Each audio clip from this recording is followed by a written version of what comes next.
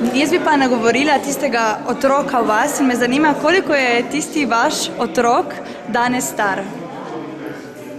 Ja, jaz sem preigral to v otroški poeziji od čisto majhnih, od 5. leta do 15. In potem sem rekel, da bi šel še enkrat nazaj na začetek. Nazadnje sem pisal pravzaprav ene pesmi že tudi tako enim 15-letnikom, 14-letnikom. Najlepše je bilo v življenju, ko mi je ena deklica pisala. Imam fanta, ki mi je zapustil. Ime mu je Anže, napišite mi pesmico, morda bo prišel nazaj. In jaz si mi napisal pesem o Anžetu. Nikoli mi ni sporočila, je prišel fant nazaj ali ne. Pesem lahko komu koristi, lahko pa tudi brez skaska.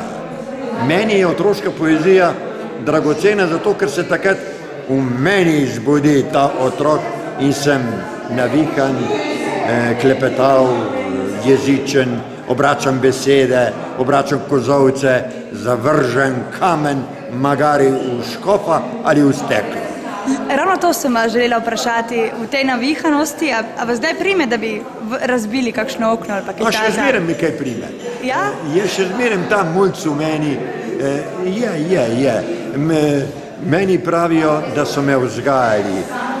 Vzgajale so me nune, frančiškani, profesori, vzgajali so me politične organizacije, vsi mogoči, tudi ljubice in žena mi je vzgajala, vzgojili me pa niso. Postal sem pokvarjen in po svoje rezen. In to je edino, kar je dobro. Človek mora biti sam svoj.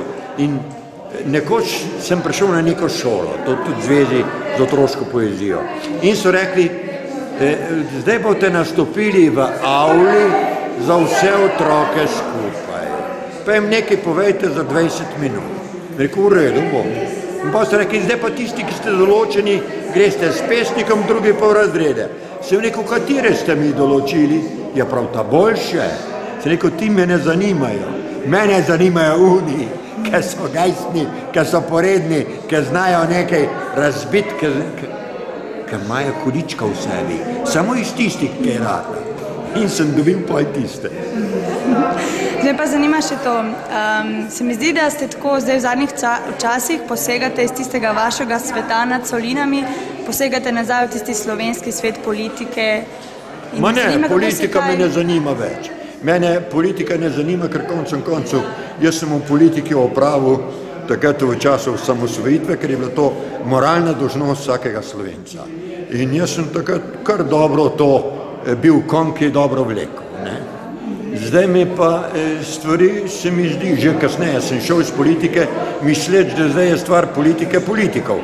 Da pa jaz lahko grem spet nazaj v literaturo in da pišem verze, da je to moja temeljna dolžnost. Če sem zdaj nastopil, so me izvali z nekimi intervjuji in sem pač rekel to, kar mislim. To pa ni politika, ampak je svobodno mišljenje. Zdaj mi pa še povejte, katera kapljica vam je najljubša? Kjera? Vinska kapljica. Ja, to je pa hudovčevo težko. Če bi rekel, da sem pristen Dolenc, bi rekel, da cviček. Če bi rekel, da sem Primorc, kar sem zadnjih 40 let, bi rekel Refošk. Če pa bi rekel še kaj več, bi pa rekel kapljica od Stanka Čurina iz Koga. On ima tam gor blizu Boga najboljšo božjo kapljico. Še na mnogo let torej, na zdravje. Hvala.